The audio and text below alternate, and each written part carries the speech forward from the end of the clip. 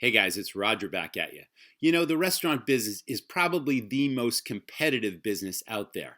And every restaurant needs a great restaurant website. Why? Because it's probably your most powerful marketing tool. It's something that new customers are going to see if they've never come into your restaurant, as well as your repeat loyal customers. It's a competitive advantage. Today, I'm talking with a restaurant website design expert who's going to tell us all the ins and outs about how you can drive new business to your restaurant, how you can increase sales and profits to your restaurant. Now, I'm quick to say that in any restaurant or any business for that matter, you just can't have too many profit centers. You're not just selling food and beverage, folks, so stay tuned on all the other ideas on how you can increase revenues.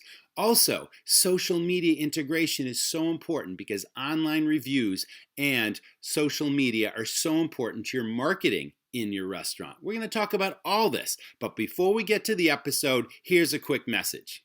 Thanks, guys, for tuning in. I'd like to thank my friends at Bento Box for bringing you this episode. You know, I've always believed that a great restaurant website brings the restaurant experience to life for the guest before they walk in the door. So let me tell you about Bento Box. They build beautiful, mobile-friendly, and SEO-optimized websites specifically for restaurants. Best thing is, Bento Box gives you control. You can update menus, promote events, share press, and so much more, all yourself. Bento Box also gives you tools that attract more customers, grow your business, and drive revenue. You can sell gift cards, merchandise, event tickets, even book private events, all with affordable monthly and annual plans. So you got to check out Bento Box. Here's the link, getbento.com/rockstars. Thanks again to Bento Box, and now on with the episode. Welcome back, everyone, to the Restaurant Rockstars podcast, engaging topics, as you know, that help restaurants build their brands, rock their profits, and deliver amazing guest service experiences. Particularly relevant to this podcast today, I'm speaking with Mr. Brian Kotlov. He is the COO of a company called Bento Box, and they build beautiful restaurant websites. Welcome, Brian. How are you? I'm doing very well. Thanks so much for having me. I'm really glad you're on the show today because every restaurant needs a website. And although restaurants may already have an existing website, you know, when you run restaurants, it's very hard for us to take a step back and have an objective look at our business. You know, we get so close to things. There's 1,000 details in running restaurants. And I've always believed, I think it's so important that a website for a restaurant actually bring the restaurant experience to life for the customer before they actually walk in the door. And that's what you guys specialize in. Is that correct? That's absolutely right. You know, we call this oftentimes a digital front door. This is for, I'd say, probably 80-90% of prospective customers. This is going to be the first interaction that they have with your business. And so you got to put your best foot forward, and you have to give them not just the information, the address, the hours, the accurate menu, things like that, but you've got to give them a sense of what it's going to be like when they actually step foot in your restaurant. And that's everything, you know, from visual to the branding. You want them to be able to see the food that you prepare, and get them excited about what's happening in your establishment, because that's ultimately what's going to convert that visitor into a paying customer. Yeah, I mean, the restaurant business is probably the most competitive business I've ever been in. So a really strong, well-designed website is a competitive advantage.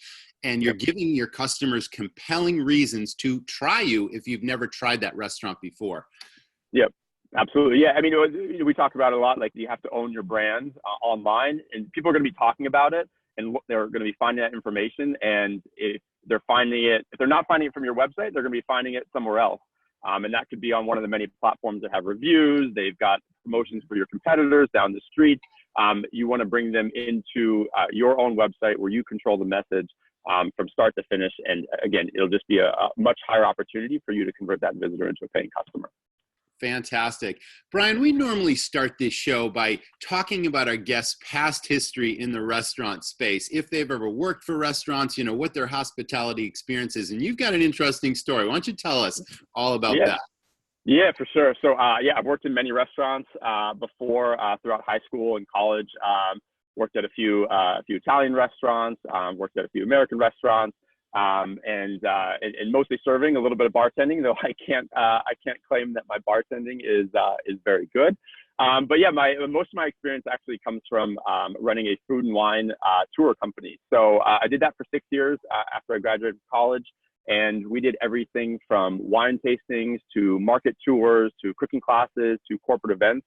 So it was myself and my colleague, and very small business. A lot, like I'm sure a lot of your listeners out there are just starting their restaurants. We just started this sort of with a hope and a dream and a vision, and yeah, did everything from the marketing to taking out the trash to entertaining guests, and also to building the website. And I can tell you that the challenge of building a website when you're trying to run a small business, which takes up 80 hours of your week, 7 days a week, is very, very challenging. I had to try and learn HTML. I had to try and learn CSS, all these things that I didn't know before. And frankly, the website at the end of the day, it wasn't that great.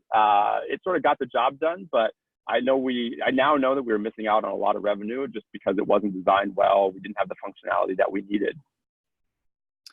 You're bringing up a key point here because there are two really critical, well, there's lots of critical pieces to a great website, but two that really jump out at me are mobile friendly and SEO optimized. Let's talk about that. Yep. Yeah, absolutely.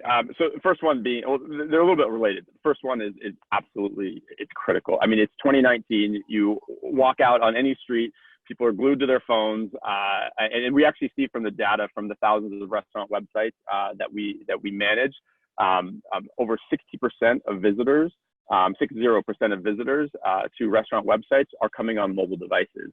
And that number actually jumps up to 70 to 80% on peak dining time. So like Friday nights, Saturday nights, and on the weekends, people are on their mobile phones. So your website absolutely has to be mobile optimized. If it's not, I mean, you're just missing out on so many prospective customers because, hey, you have to meet your customers where they're at, and they're on their mobile phones these days.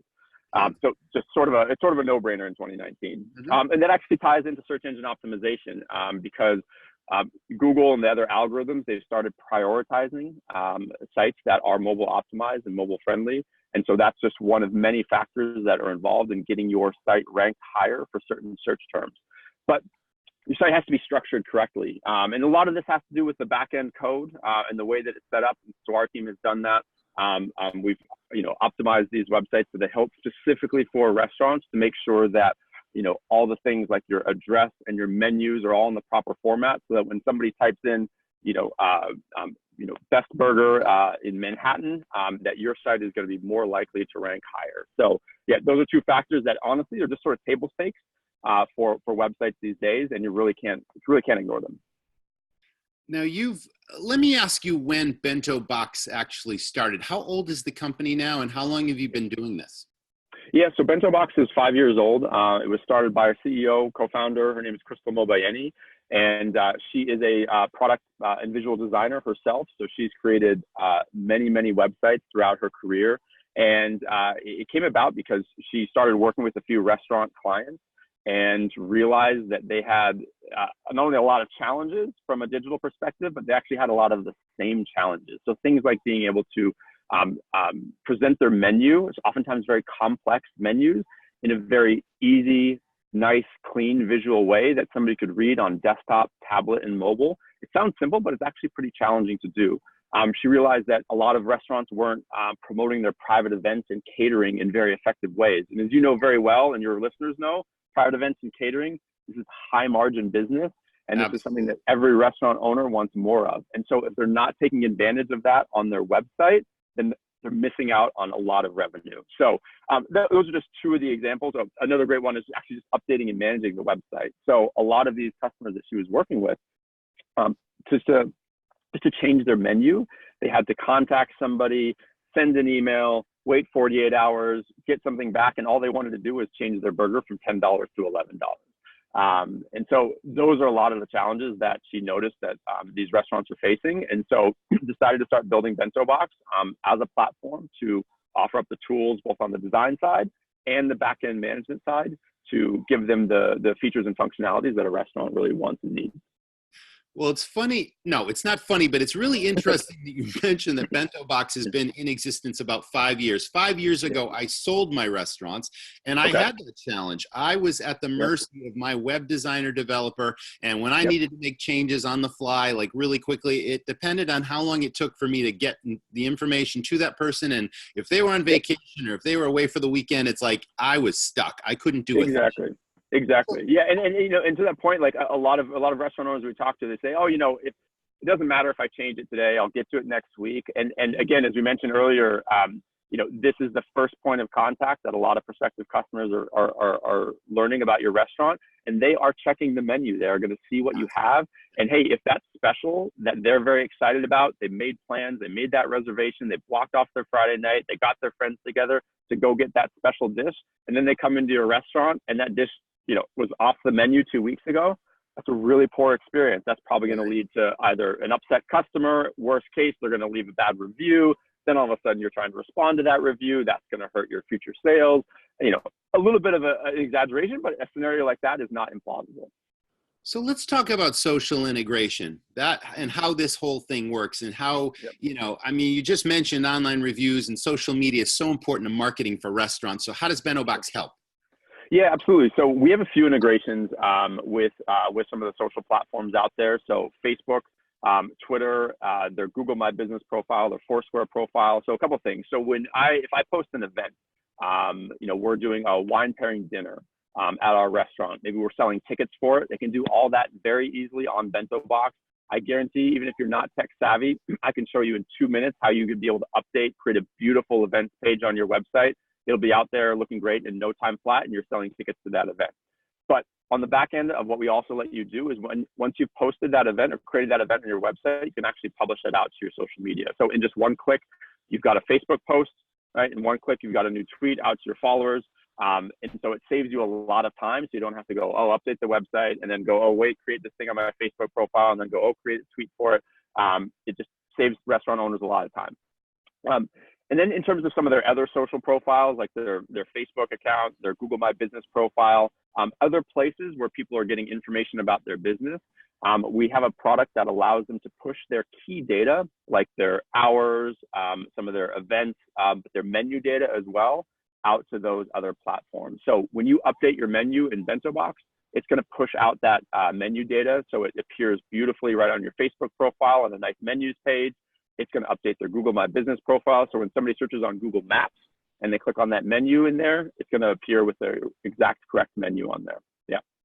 I'm hearing that this process is simple. I'm getting that impression. For So sure. is it just a back end access where you've got sort of a template that makes it really simple? If you want to do this, click here. If you want to, change your Yep. menu, click there, add an event, promote, whatever. Is that how it Yeah, works? exactly. Yeah. So, I mean, the key thing about Bento Box, I think you mentioned at the beginning, but just to reiterate, all we do is work with the restaurant industry. So 100% of our customers are restaurants. And so that means we've got people that have all different types of tech savviness. Some people are very tech savvy. They don't even need our help. They can do it all on their own. Other people, they've, not too great with technology. It's a little bit foreign to them. But I guarantee that because we created it just for restaurant owners, any one of those people are going to be able to use Bento Box very, very easily. So yeah, it's all the tools in the back end are built specifically for restaurant owners and operators. So when they log into the back end, they're going to see some great stats about how their website is performing for them, how much revenue it's generating for them in terms of catering, gift card, store sales. But things like updating their menu, managing their private events, adding a staff member to the staff page, all those things are just so easy and clickable. They don't have to follow these help guides. They don't have to check an FAQ section on how to do it. And again, all that is because it's built specifically for their industry. You've been growing pretty fast. I mean, I understand you have over 4,000 different concepts that you're working Yep. with and 16 different countries, but some really Yep. prestigious brands. I know Union Square Yep. Hospitality Group jumps out at me, Fairmont Yep. Hotels. I mean, Yep. credibility plus, right? Yep. Yeah, absolutely. I mean, we've been very fortunate to have a lot of great names, especially when we're starting out, sort of take a chance on us and say, hey, I think what these guys are doing are great. I believe in them. And then obviously that's led into, as you mentioned, over 4,000 customers across the country and across the world as well. But Yeah, I mean the thing is that we are providing even some of the the top level professionally very highly professionalized operations like you mentioned, like Union Hospitality Group, like a property like Fairmont Hotels.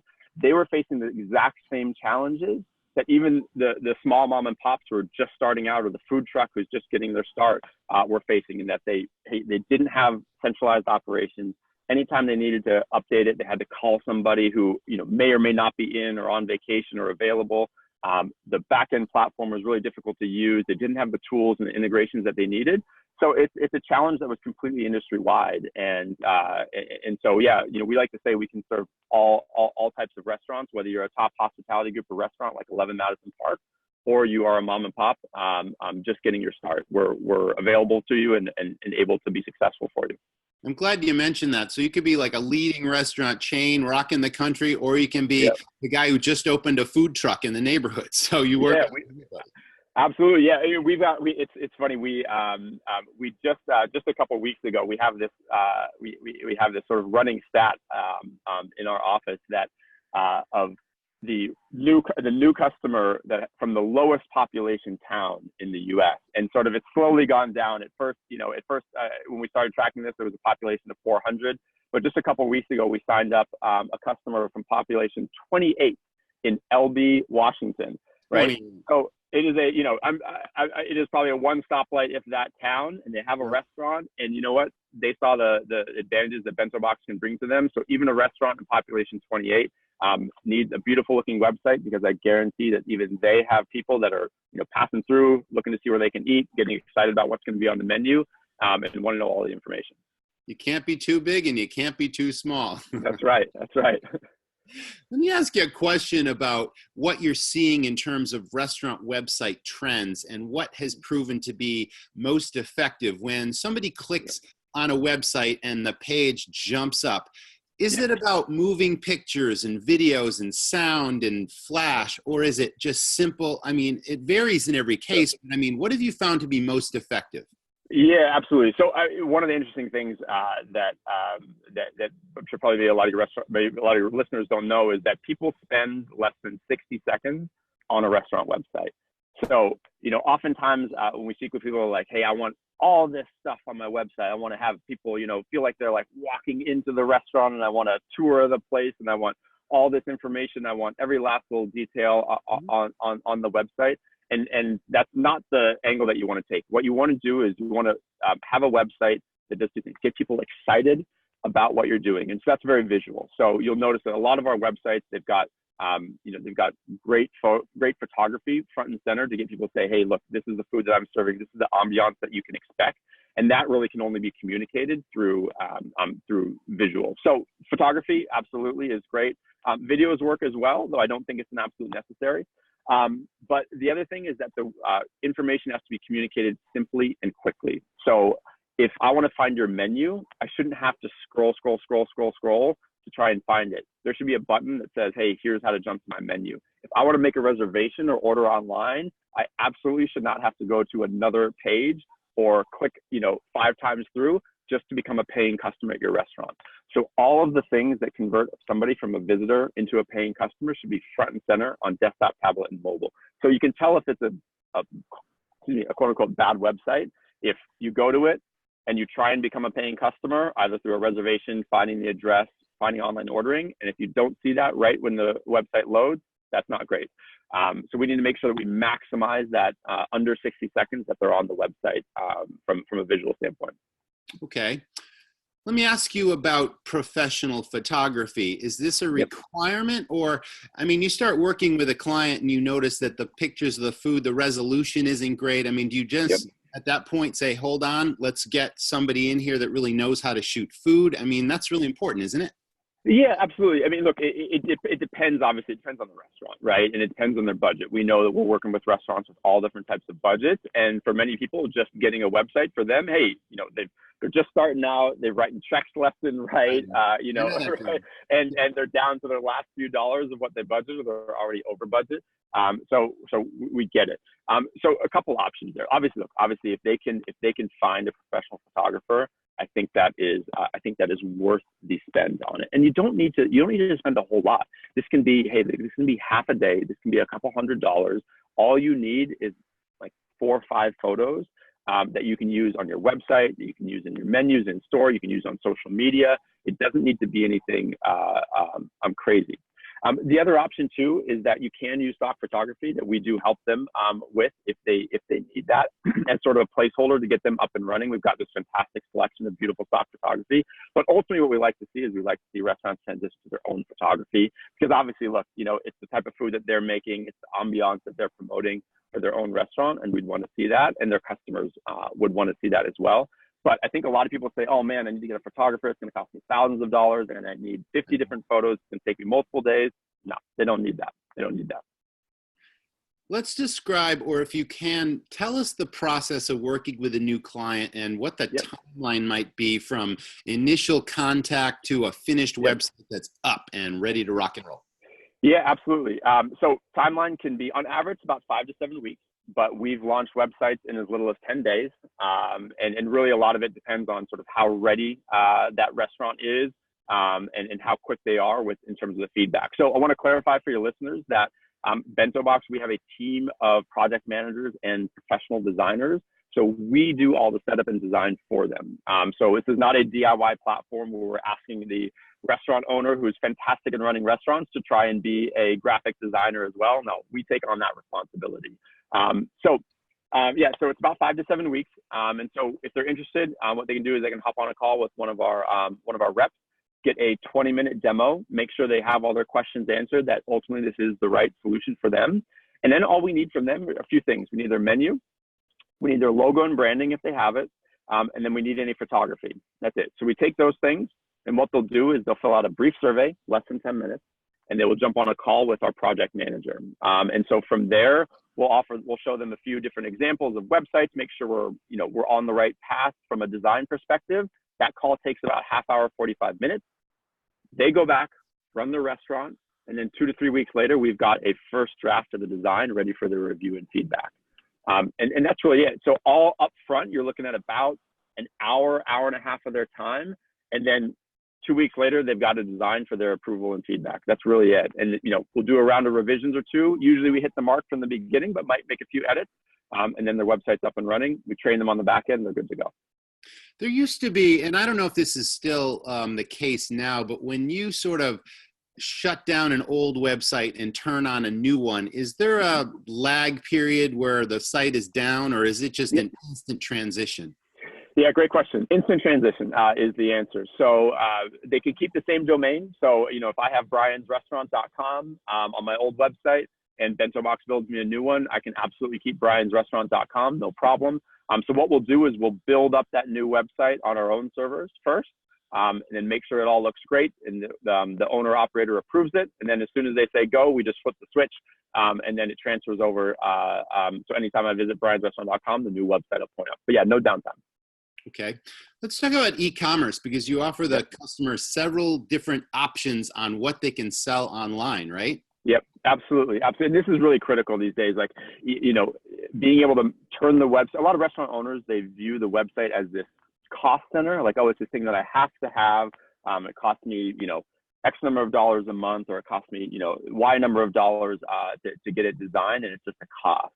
They really should be viewing it as a potential profit center. Like, that website is a place to convert visitors into paying customers, not just through reservations, but things through online ordering, through private event requests, through catering requests, through gift card sales. If you sell t-shirts and hats and mugs in your restaurant, there's absolutely no reason that you should be selling them on your website, right? This is a place to make money 24 hours a day, 7 days a week. And that, again, that is where all your prospective customers are. So if they want to spend money there, let them spend money there. So so there's lots of different ways that restaurants can turn their website into a revenue generating machine for them. So I mentioned just apparel. So if they're selling t-shirts, hats, barbecue sauces, mugs, whatever they sell in the restaurant, they should sell on their website. Same thing with gift cards. Gift cards are fantastic. It's money up front. There's a lot of breakage. A lot of people purchase gift cards but don't actually redeem them. There's a lot of overage. So if I send you a gift card for $50, chances are you're going to come in and spend $80. right? Mhm. Gift cards are fantastic. If you sell them in your restaurant, you obviously see the advantage of them. Sell Definitely. them on your website. I guarantee, most people, they're buying a birthday gift or Mother's Day gift last minute. They don't want to go into your restaurant. They want to go on your website and purchase that online. So those are two things. Catering and private events as well, as we just talked about earlier. As you know very well, these are high margin business, and they should absolutely be optimizing those. So we allow restaurants to open up a catering store directly on their website. They can sell catering trays, platters, whatever they're selling, 24 hours a day, 7 days a week, and it's all on brand. The entire checkout experience is on their website. Customer gets a branded email with the restaurant's logo up top. And then private events. So making sure that the forms are designed correctly to maximize the number of inquiries is really key. So we actually see restaurants that either don't have a private events page or just have an email address. By switching over to Bento Box and having the right forms on there, they get 3 to 4 times more inquiries just for private events. And so, as you know, a former restaurant owner, if I said I can get you 3 to 4 times more private event requests, right there, that's sold. And then we got them some tools to actually manage those as well. So sort of to sum it all up, you should absolutely be turning your website into a revenue driving place for it. It shouldn't be a cost center. Yeah, I mean, I've always been, I throw out a lot of mantras all the time in this business, but you simply cannot have too many profit centers when you're running a restaurant. You're not just selling food and drink. You're selling an experience. You're selling merchandise. Yep. You're selling catering, wherever you can. Online ordering. I mean, these are all additional revenue streams, and Bento Box makes that possible. It's fantastic. Absolutely. That's cool. Okay, let's talk about a less pleasant topic. And unfortunately, there's a lot of lawsuits that have been happening to small business owners, restaurants included. Do you want to tell us about that? Yep. Yeah, absolutely. So most restaurant owners, I imagine, are familiar with the Americans with Disabilities Act, the ADA, passed in 1990, and restaurants and any physical establishments have to conform to ADA regulations. So they have to have wheelchair ramps, and their bathroom doors have to be a certain width, and they have to have handrails in the right place. So most restaurant owners are familiar with that. But starting a few years ago, some very enterprising plaintiffs attorneys said that, hey, you know what, we're going to start litigating against restaurants because their websites don't conform to the Americans with Disabilities Act, or they're not accessible. And so we've seen since 2017, we've seen this rash of lawsuits targeting all types of businesses, but restaurants in particular, for their websites not being accessible. And unfortunately, because these firms are just out for a quick settlement, what we're seeing is that these cases settle for on average about $16,000 per lawsuit, and as you know very well, that can oftentimes make or break a restaurant. So yeah, it's a really big problem, and restaurant owners don't have a lot of solutions, and there's a lot of more questions than answers on this topic out there for sure. And there's no real checklist for a restaurant to follow for this either. Like, you can't simply go to a website and say, this is what you need to do. So it's very confusing, but it's a potential pitfall for a restaurant that could end up costing thousands of dollars, attorney's fees. You still have to be compliant and all that sort of thing. So is it mostly for the visually and the hearing impaired? Is that what's going on?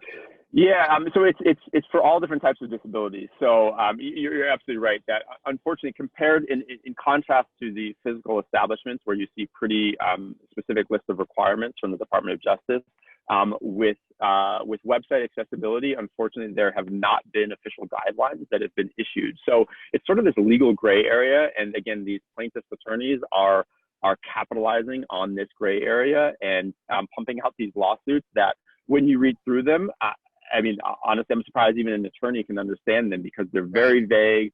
And again, they're all geared towards just getting a quick settlement. So there are a few non-governmental guidelines out there. One of the main ones called WCAG, which stands for Web Content Accessibility Guidelines, that say, hey, these are the guidelines that you need to put in place on your website to make sure that it's accessible to all people. And visually impaired or hearing impaired, this could be for people with motion impairments, or maybe they're unable to use a mouse or manipulate a mouse correctly. So lots of different types of disabilities. So what Bento Box has done is we've actually hired a accessibility consultant, digital accessibility consultant, to come in and to do a very, very thorough audit of our platform and our templates, and give the sign off against these WCAG guidelines. And so we've got these letters of conformance that say, hey, the Bento Box platform has been certified against WCAG 2.1 level AA is the official certification that we've gotten from our Yeah.